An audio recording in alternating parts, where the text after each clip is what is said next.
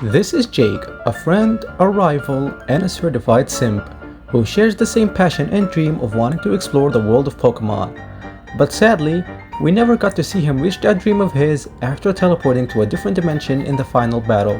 Which leaves us the question, what would have happened if he hadn't get teleported? So in today's video, we will be doing a full run of Pokemon Brick Bronze using only Jake's team to determine whether he had what it takes to face the champion of Roria. And to spice things up, we will be including the hardcore Nuzlocke rules.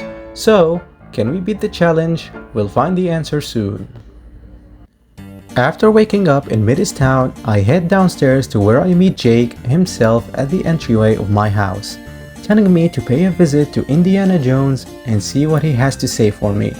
And I walk over to the Pokemon lab to get our starter Pokemon. Sadly, because I cannot edit the choices to have an Eevee of my own or anything that Jake owns, I'm forced to choose Charmander, and I have to undergo 2 unskippable battles before I can get one of Jake's Pokemon as soon as Gale Forest. So once I easily get past them, I run around the grass patch to find our first member of the team, a male Nidoran who I catch and name Godzilla. Of course, prior to all of this, we have a run-in with Linda, who lures us to her house and steals our bronze pendant. And I chase after her in the forest, which once I end up catching, I initiate a battle with her after leveling up Nidoran just a little bit. And as my absolute atrocious luck would have it, Linda decides to use Sand Attack, lowering my accuracy, and Nidoran misses the peck, which causes Linda to further lower my accuracy again, before I manage to take it out with another peck. And as soon as Pancham comes out, we miss our first peck as it hits us with a tackle. The next peck manages to land, but I am baffled by how horrible the damage output was, and it starts to use Arm Thrust on me, which gets me dangerously low on health. My hope here was Pancham decides to use Taunt, but unfortunately it goes for the tackle and I am left with just 1 HP. So hoping I get a crit peck here, I don't get it, and Linda manages to put a swift end to attempt 1. So on the second attempt, I recatch the Nidoran male and this time nickname it Godzilla Jr. And I retry the fight against Linda in the hopes that I get better RNG this time. But this goddamn stupid dog of hers just blasts me with the worst possible luck there is in the world. I click peck, it missed. I click peck again, it missed. I try for another peck, it missed. And perhaps I could defy the RNG gods with my own luck. Nope, I miss. And as soon as I do hit Poochyena and it dies, I am left with finding Pancham at just 7 HP left to spare, which you can guess what happens the very moment I click on peck. Why is this battle harder than it should be? So on the third attempt, I end up realizing that the reason I was even dealing horrible damage in the first place was because Nidoran had the ability Rivalry, an ability that deals more damage if the opponent is of the same gender and less damage if it's the opposite. So this time, I make sure to catch a Nidoran with Poison Point before I decide to re-challenge Linda again. And thankfully this time, it goes smoothly since not only do I get to poison her Pokemon, but I can take them out. I am just as surprised as you are that it took me this many tries to get past 1 weak trainer.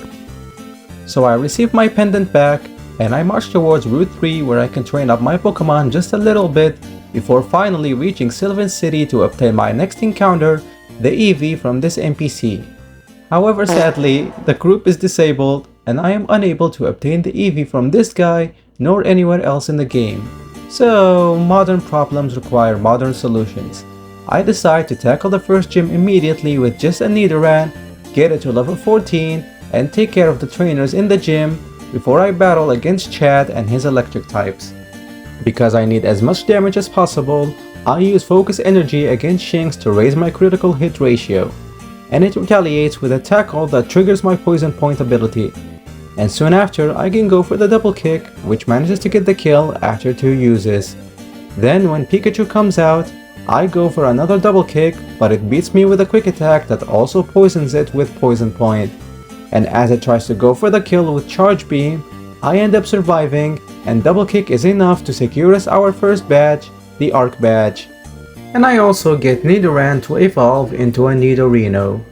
Now before I progress to the next area, I ultimately decide to get an EV one way or another, and thanks to the fact we beat the first gym, I obtained the RTD that allows me to go to the trade resort, and by contacting one of my good friends Jikos on Discord about my dilemma, I meet up with him there and I'm able to earn myself the EP. So huge shout out to him, and please go subscribe to his channel. So with that out of the way, I go towards Route 5 where I run around this grass patch to find my next teammate, a Blitzel that I catch and name Dash. And just before I reach Brimber City, I'm stopped by Jake who asks us to battle him. And it pretty much goes real smooth, so it's not long before I find myself at the entryway of Brimber City, where I meet up with Jake and Sebastian, and I am tasked to visit the volcano where I have to deal with a couple Team Eclipse grunts. So once I manage to reach the Eclipse admin and challenge him to a battle that goes relatively well despite Solrock potentially threatening my team, Groudon gets summoned and gives the admin a fresh haircut with one singular roar. I am able to visit the Brimber gym again and prepare myself for probably the hardest battle in my entire run against Sebastian and his fire types. I lead with Blitzel against his Litleo, and my plan here is to use Litleo as a fodder so that once I manage to paralyze it with Thunder Wave, I try to dish out as much damage as possible with Blitzel by using 2 sparks, which Litleo ends up being paralyzed on the very next turn. And on the following turn, it uses Noble Roar so that Blitzel stays fully healthy. And when Growlithe comes out, I use another Thunder Wave to cripple the Growlithe and it gets paralyzed the next turn. Expecting an overheat here, I decide to switch Blitzel out into Eevee, which can comfortably survive it since Growlithe's special attack is nothing to write home about. And because I know I'll survive another one, I stay in and go for the Tail Whip to lower its defense just a little bit before I switch out and set my plan in action with Nidorino.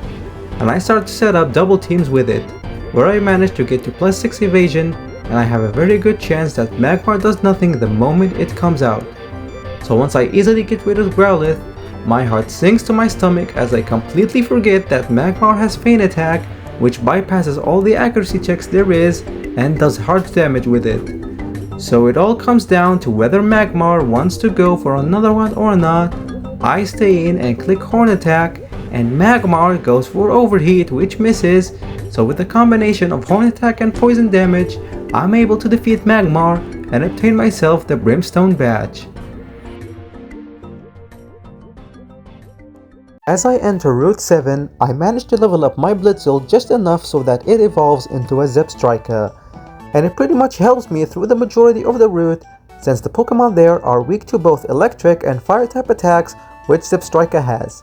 So it's not long before I manage to fix the dam and find myself in Laguna Lake, where I immediately go towards the laboratory to dive down with the UMV, and pray that this provides me at least 2 evolutionary stones for me, being the Water Stone and the Moon Stone. And while I do end up getting one of them, I had hoped for the Water Stone as well, since this now means I am forced to be stuck with Eevee all the way until I reach Enthean City to buy it from the stone shop. But I am not complaining. And with the Moonstone, I use it on Nidorino to get myself a Nidoking. On Route 8, Jake waits for me there as he decides to accompany me throughout the entire route and initiating a whole bunch of double battles. And of course, to no surprise at all, he is just as useless as ever, so after I end up hard carrying him throughout the route, I reach Rose Cove City, where Jake ends up meeting Team Eclipse right at the entrance, and I am tasked to pay a visit to the lighthouse at the other end of Rose Cove. In this area, I'm able to add my 4th team member, a Slowpoke which I capture and name Derp. And I make a breeze past the Eclipse grunts all the way until the admin again, where I whoop him real good, and I watch the giant sea fish get summoned and blast him away into the sky. But now I'm left with a tough situation. My team is basically at the level cap of 37 with the exception being Slowpoke, and I can't afford to use them to battle against the Water Gym's trainers.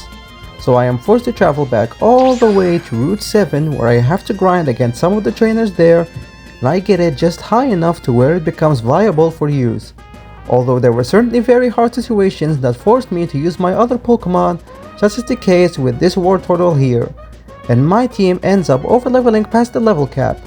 But this is no big deal frankly, since I'm only going to need Zebstrika for this, which thankfully isn't above the level cap, and I can challenge Quentin and his water types, where it goes super well and I end up spamming Discharge until I obtain the Float badge and evolve Slowpoke into Slowbro at the same time. On Route 9, I have a battle with Jake and Tess, and both get shredded like a piece of paper. And on Route 10, I not only find my 5th member of the team in Growlithe that I name Windy upon capture, but my perfect smell attracts an Absol to try out the Ruru perfume up close.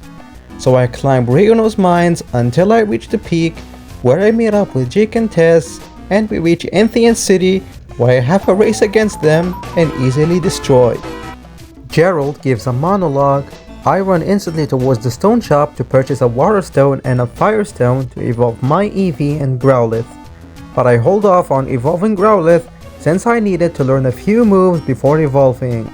And I head towards the gym where I collect Steven's tools before challenging him and his flying types. The battle is pretty straightforward. I lead with Zebstrika against the Staraptor, which survives a discharge and hits me for almost half health with close combat before I take it out with another one.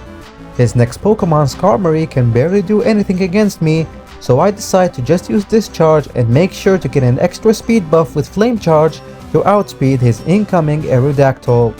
I was thinking I could get the one-shot with Discharge, but turns out I do not, but I am rewarded with a paralysis that fully stops Aerodactyl from moving, and I can safely take it out with another Discharge. His second Staraptor falls to a single Discharge, and against his Braviary I decide to switch out into Derp, expecting a superpower here, which I end up guessing correctly, and I can easily defeat the Braviary with 2 Scalds, earning myself the Soaring badge. Team Eclipse arrives yet again.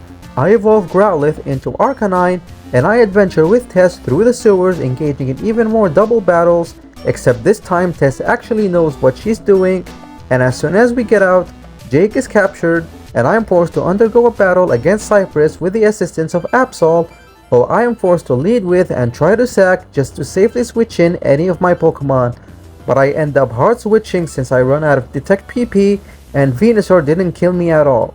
So I send out Windy here to take care of Venusaur, which manages to defeat it in 2 flamethrowers. Feraligatr comes out, and this thing could be massive trouble since it has both Earthquake and Liquidation, which can eliminate my entire team. So my best bet here was to swap in Slowbro and Mega Evolve it into Mega Slowbro for extra physical bulk, and try to burn it with Scald, which I end up getting on the second time I use the move. And this right here is perfect since I can switch into Zebstrika to finish it off after eating 1 Earthquake. Third was his Blaziken, and I once again switch into Slowbro since it swallows the Blaziken, and I take it out with 1 Psychic after healing back up with Slack Off. Fourth was Torterra, and this thing is also very troublesome to my team since Woodhammer and Earthquake hit my entire team for super effective damage. So my best bet here is to scout for how much damage Woodhammer does to me and heal back with Slack Off. Thankfully, Torterra goes for the Stone Edge, which does nothing to me, and I get the burn with Scald, before taking it out the next turn. Samurott also cannot do much to me, so I stay it with Slowbro and use Slack Off to heal back up, which Samurott goes for Dig. And I yet again get the burn with Scald, meaning I can easily take it out the next turn with a Psychic. And finally, his Delphox could never touch me here, so I just defeat it easily with a Scald for a pretty much straightforward Cypress fight that could have gone wrong. Cypress threatens to bomb the city. Dialga and Palkia come in and pulls a Zawardo on the world, and we stop the bomber from setting up his bombs, and I immediately head back towards Kragonos Peak to take the SkyTrain into Route 11, and shortly after into Iridia City. I find the gym leader at Alderadia fighting against Team Eclipse members, get rid of them for good, and I'm invited back into the gym to face off against him. After digging inside, I eventually reach Prince Ryan and challenge his ground types, with which I have zero fear against because all I need is Slowbro to set up a bunch of evasions with Double Team against his Quagsire. And from there, it's just 1 Scald after another for probably the easiest badge yet, the Crater badge. On Route 12, I nearly have a close call with this Tauros that packed a Zen Headbutt, which almost cost me my Nidoking. And on Route 13, there was basically nothing interesting that occurred here, so it's not long before I reach Florama City and head towards the gym where I train my Pokemon there, especially Arcanine, against the grass trainers there is. But when I actually end up getting the level cap of 66, how do I tell you guys that given the structure of Fissy's team, this forced me to take extra measures and teach Arcanine Substitute just to easily 6-0 him. The plan here was this. Against his Leavanny, I begin setting up double team since it's guaranteed to go for Sticky Whip. And I also made sure that Arcanine holds the soft spot coffee so that even if Leavanny chooses to go for the Electro Whip, I have a chance to regain my speed back with it. And with Leavanny constantly going for Sticky Whip, it allows me to have plenty of opportunities to set up double teams, enough to reach +6 evasion yet again. Not to mention, I also click Substitute and set it up against Leavanny, so that once I am able to reach +6 evasion, I can click Flamethrower on basically her entire team, and this was necessary to do because her team can chip away at my Arcanine and Roserade alongside Tangrowth to not die to a singular Flamethrower and can put me on a timer. Since Roserade can use Toxic, and Tangrowth has Chlorophyll, meaning it could raise its speed and threaten me with an Earthquake that can result in a wipeout, since it and Venusaur can abuse Solar Beam. So that being said and done, the Harvest Badge is mine. I obtain the Rock Climb HM from Gerald and make my way towards Route 13, and not much later into Route 14 where I run into 3 Eclipse members with Tess being blocked off. And it's revealed that Jake has now joined the dark side, forcing us to battle with him. And I just showcased that even when I am a copycat, I'm still the superior trainer, so I just slap him across the face. And I make my way through Route 15 to eventually reach Frostvale City. And soon head towards the Frostvale Gym, where once I grind my team up until the level cap of 74, I challenge Zeke and his dark types. My first plan of action is to lead with Zebstrika and instantly take out his Honchkrow with a Wild Charge, so as to not set up Tailwind against me. And once Crocodile comes out, I switch into Vaporeon, which can bulk any move that it throws, but as it goes for Crunch, it manages to lower my defense and I am risking a powerful Earthquake here. So I try to stay in and take it out with a Hydro Pump as it goes for Outrage, but I end up missing, so I need to switch out once more into Slowbro, which I instantly Mega Evolve and go for Scald as Crocodile weirdly chooses to keep hitting me with Fire Fangs, right before I take it out with a couple Scalds. Bisharp can only hit me for super effective damage with Sucker Punch, so I'm safe to stay in and take it out with 2 Scalds. Then when Umbreon comes out, I make the switch into Zebstrika expecting Toxic to come out, and I use Thunder Wave to paralyze it, which I yet again make the swap into Nidoking, and from there I can just comfortably set up a bunch of double teams and sweep the rest of his team with a combination of Brick Break and Earth Power to earn myself the Contrast Badge. And yes, I do apologize for the consistent use of evasion strategies, but this challenge is pretty hard and Jake's team is kinda bad, so I need to use all I can get to use to make progress.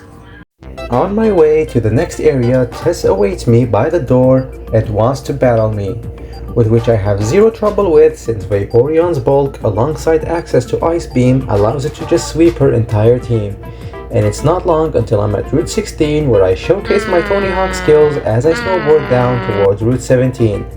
I pick up a couple items from different areas such as the construction site, and I go towards Port Deca where I meet up with Tess and the champion, Brad, who gives me the HM for Surf, and I go ahead and put it to use as I meet up with Tess at Deca Beach, where like the little shit she is, she leaves me stranded to use my Pokemon as she has the luxury to go with the boat. Although before I do end up surfing to the next town, I head back towards Rose Cove where I surf towards the fisherman on a stranded island who gives me the good rod. And it's important that he gives me that since with it, I can surf all the way towards Crescent Town and find my last Pokemon for the team, a Delmice that I captured and named Popeye.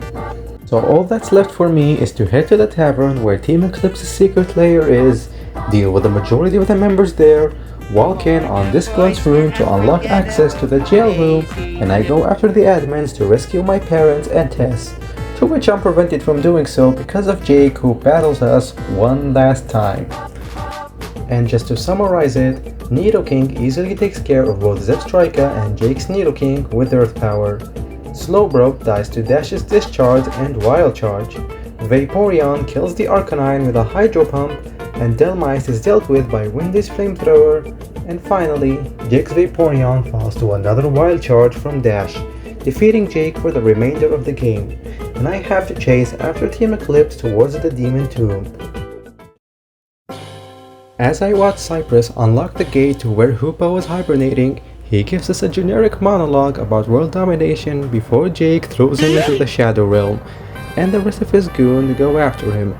Hoopa starts to cause trouble, and Tess tries to reason with Jake before he ultimately gets pulled away into another dimension, and I am left to save the world as I battle Hoopa, which, as you know, is just a piece of cake. Oh yeah, in case you were wondering about the Cypress fight, I'll run you through it. Zebstrika knocks out Greninja with Wild Charge. Decidueye falls to Windy's Flamethrowers. Incineroar is dealt with by Windy spamming Bulldoze. I send in Slowbro to set up a bunch of Amnesias to solo the rest of his team and have as much special defense as possible, so when Sceptile comes out, it deals pitiful damage with Giga Drain and it falls to a couple Psychics. And Charizard, even when Mega, can barely touch me, so I'm safe to just go for Surf and Psychic for an easy Cypress fight W. After returning home from saving the world, I kiss my parents goodbye yet again and head back towards Crescent Town to take on the last gym of the run against Captain B and her ghost types. I lead with Windy and take a ridiculous Dark Pulse that gets the flinch before using Bulldoze the next turn to lower her speed and finish her off with a Flamethrower. And the reason I led with Arcanine was to be in a good position against her Decidueye that I easily take care of with Flamethrower. Once her Spiritomb comes out, I swap into Nidoking, but Spiritomb just commits suicide by using Memento and lowering my attack before Miss Magius comes out. I make another switch yet again, and this time into Vaporeon, and take her out with a combination of Hydro Pump and Bite. And as Aegislash comes in, I stay with Vaporeon and go for the Scald, which manages to get the burn, and on the next turn I'm able to finish it off with another Scald. Right before Captain sends in Ace, Sableye that Mega Evolves but ends up succumbing to 2 Scalds, earning the final badge in the game, the Haunted Badge. But this is where I make the discovery by chat that this game does not have the Elite Four implemented yet. So, by this case, I can somewhat confirm that it is possible to beat a hardcore Nuzlocke of Pokémon Brick Bronze using Jake's team.